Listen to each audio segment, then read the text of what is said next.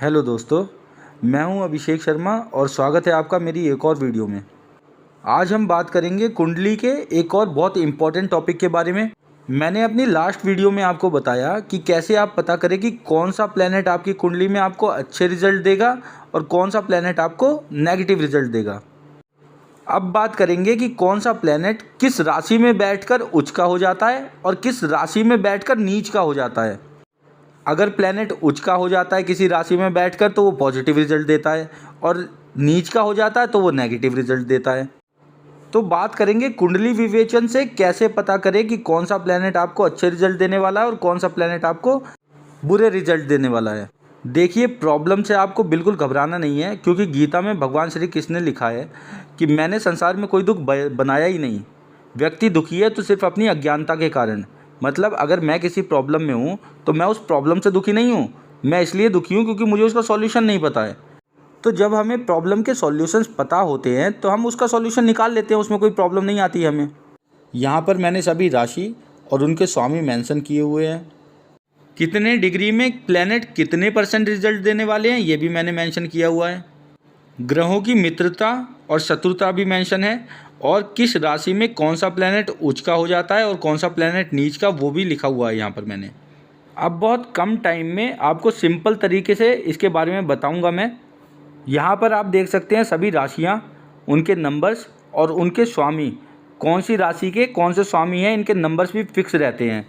जैसे अगर कुंडली में कहीं पर 1 लिखा है तो 1 नंबर है मेष राशि का और उसके स्वामी है मंगल देव, और अगर कहीं पर 5 लिखा है तो समझ जाना 5 नंबर है सिंह राशि का और उसके स्वामी है सूर्य देव, और कहीं पर 12 नंबर लिखा है तो समझ जाना वहाँ पर मीन राशि है और उसके स्वामी है बृहस्पति देव।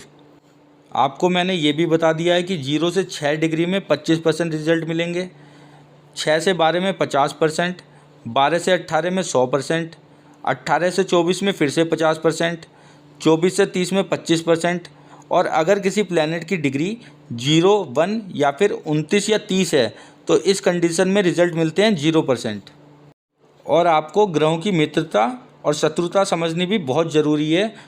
तो 2 टाइप के प्लैनेट्स होते हैं, एक होते हैं देवग्रह और एक होते हैं दानव ग्रह। एक साइड मैंने लिस्ट बनाई है देवग्रह की और एक साइड मैंने लिस्ट बनाई है दानव ग्रह की, और बीच में लिखे हैं बुध देव। बहुत सिंपल है समझना इन्हें।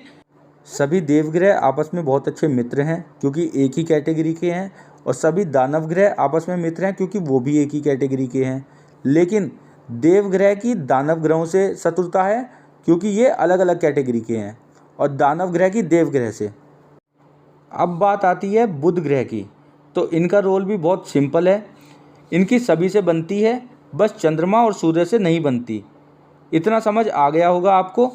अब बस एक पॉइंट रह जाता है जो कि बहुत इम्पोर्टेंट है समझना। वैसे तो सभी देवग्रह और दानव ग्रह आपस में शत्रु हैं, लेकिन अगर इनमें से बृहस्पति और शनि जब किसी कुंडली में आमने सामने आ जाते हैं तो इस कंडीशन में वो कॉम्प्रोमाइज़ कर लेते हैं। अब इसमें एक और इम्पॉर्टेंट पॉइंट आता है कि देवग्रह कभी कभी दानव ग्रह की राशि में बैठ जाते हैं, लेकिन वो बाध्य हो जाते हैं अच्छे रिजल्ट देने के लिए, और कभी कभी दानव ग्रह भी देवग्रह की राशि में बैठ जाते हैं लेकिन वो बाध्य हो जाते हैं अच्छे परिणाम देने के लिए। इसका लॉजिक भी आपको क्लियर कर देता हूँ कि क्यों ऐसा होता है। इसलिए कुंडली में ये देखा जाता है कि कौन सा प्लैनेट उच्च की राशि में बैठा हुआ है और कौन सा प्लैनेट नीच की राशि में बैठा हुआ है। उससे हमें पता चलता है कि कौन सा प्लैनेट अच्छे रिजल्ट देने वाला है और कौन सा प्लैनेट बुरे रिजल्ट देने वाला है। तो इस कुंडली में आपको मैं बिल्कुल ईजी वे में समझा देता हूँ। तो ये फर्स्ट हाउस है कुंडली का, ये सेकंड हाउस, ये थर्ड हाउस, ये फोर्थ हाउस, ये फिफ्थ।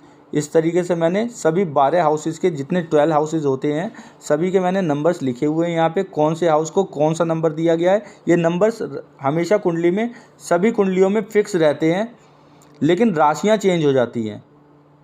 आपके जन्म के आधार पर इनमें बैठी राशियाँ चेंज हो जाती हैं। अब यहाँ पर एक लिस्ट और बनाई हुई है मैंने कि कौन सा प्लैनेट किस राशि में उच्च का हो जाता है और कौन सा प्लैनेट किस राशि में नीच का हो जाता है।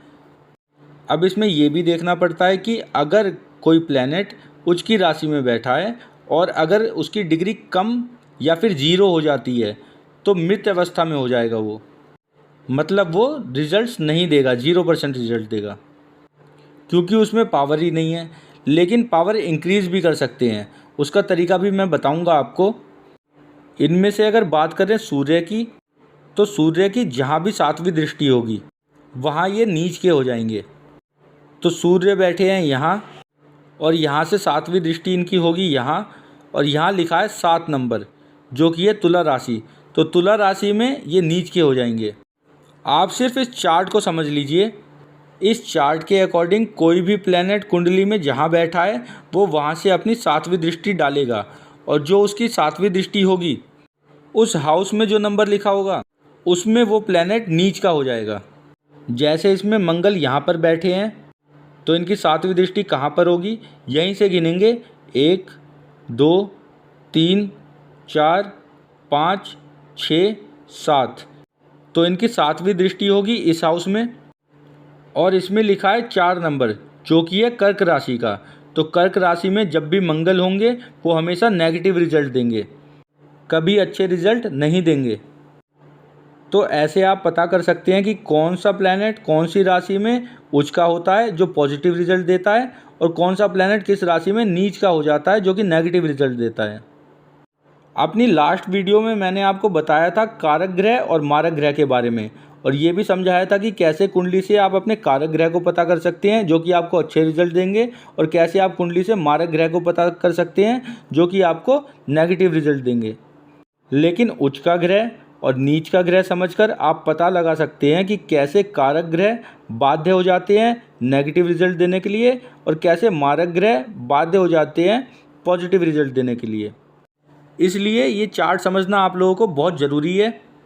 यहाँ पर मैंने लिस्ट भी बना दी है इनकी, कौन से ग्रह किस राशि में उच्च के हो जाते हैं और किस राशि में वो नीच के हो जाते हैं। इसे आप एक कॉपी में नोट भी कर सकते हैं। अब इसमें एक और बहुत इम्पॉर्टेंट पॉइंट है, सभी प्लैनेट्स की 7वीं दृष्टि होती है, लेकिन कुछ प्लैनेट ऐसे हैं उनकी 7वीं दृष्टि तो होती है लेकिन 2 या 3 दृष्टि और भी होती है। आगे वीडियो में वो भी मैं आपको बताऊंगा। पहले बात करते हैं उच्च के ग्रह का लॉजिक क्या है, नीच के ग्रह कैसे देखते हैं, ये भी आपको क्लियर हो गया। अब उच्च के ग्रह कैसे पता करें, तो कोई भी प्लैनेट जब अपनी स्वयं राशि में बैठा हो, मतलब अपनी ही राशि में बैठा हो, तो वो उच्च का हो जाता है। और इस चार्ट के अकॉर्डिंग जो प्लैनेट जहाँ बैठे हैं उस राशि में वो उच्च के हो जाएंगे। जैसे सूर्य बैठे हैं 1 नंबर में जो कि है मेष राशि का, और बृहस्पति बैठे हैं 4th हाउस में, 4 नंबर है कर्क राशि का, तो वो कर्क राशि में उच्च के हो जाएंगे। इस तरह आप इस चार्ट की हेल्प से और मैंने जो ये लिस्ट बनाई है उसे देखकर पता कर सकते हैं कि कौन सा प्लैनेट किस राशि में उच्च का, किस राशि में नीच का हो जाता है। और ये भी पता लगा पाएंगे कि कौन से कारक ग्रह बाध्य हैं नेगेटिव रिजल्ट देने के लिए, और कौन से मारक ग्रह बाध्य हैं पॉजिटिव रिजल्ट देने के लिए। अब बात करते हैं कि सभी प्लैनेट्स की 7वीं दृष्टि होती है, ये आपको पता लग गया है। लेकिन कौन से ऐसे प्लैनेट हैं जिनकी एक से ज़्यादा दृष्टि होती है, तो गुरु, राहु और केतु की 7वीं दृष्टि के साथ साथ 5वीं और 9वीं दृष्टि भी होती है। मतलब अगर वो 1st हाउस में बैठे हैं तो वहाँ से 5th और 9th हाउस पर भी दृष्टि डालेंगे। फिर बात आती है शनि की, तो इनकी 3री और 10वीं दृष्टि भी होती है। मतलब शनि जिस हाउस में बैठे होंगे वहाँ से 3rd और 10th हाउस पर भी दृष्टि डालेंगे। आखिर में बात आती है मंगल की, तो इनकी 3री, 7वीं और 10वीं दृष्टि भी होती है। जहाँ बैठे होंगे कुंडली में वहाँ से 3rd, 7th और 10th हाउस पर भी दृष्टि डालेंगे। मैंने जितना आपको बताया, अगर इतना आपको समझ आ गया तो आपको काफ़ी कुछ आ गया। अब अपनी नेक्स्ट वीडियो में मैं कुछ और इम्पोर्टेंट चीज़ों के बारे में बताऊंगा आपको, जिससे कुंडली के बारे में आपकी नॉलेज और वाइड हो सकती है, और आप किसी भी कुंडली को देखकर ये समझ जाएंगे कि कौन सा प्लैनेट कहाँ पर क्या रिजल्ट देगा, लाइफ की किस प्रॉब्लम को कैसे सॉल्व करना है ये भी जान जाएंगे आप।